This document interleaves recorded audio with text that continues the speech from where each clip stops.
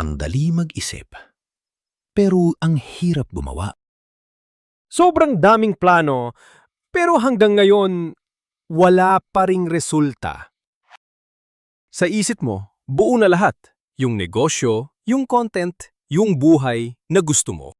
Minsan, sobrang linaw pa. Parang isang hakbang na lang. Pero bakit hindi ka pa rin gumagalaw?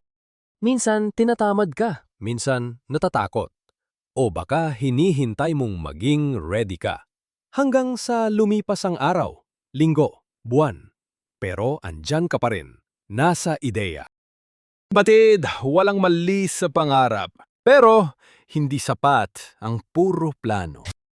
Ang tagumpay, hindi binubuo ng utak lang, kundi ng kilos, ng disiplina, ng aksyon. Tayo pa konti-konti lang, kahit hindi perfect, kahit walang nanonood pa sa umpisa, simulan mo.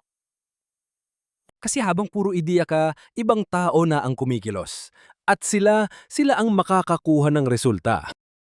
Ang tagumpay, hindi binubuo ng utak, kundi ng gawa. Ikaw, anong klaseng mindset meron ka ngayon? Comment mo sa baba. At kung gusto mong umasenso, follow mo to. Araw-araw tayong matututo. Kung gusto mo pa ng ganitong klase ng video, i-like at i-share mo na tong post na to.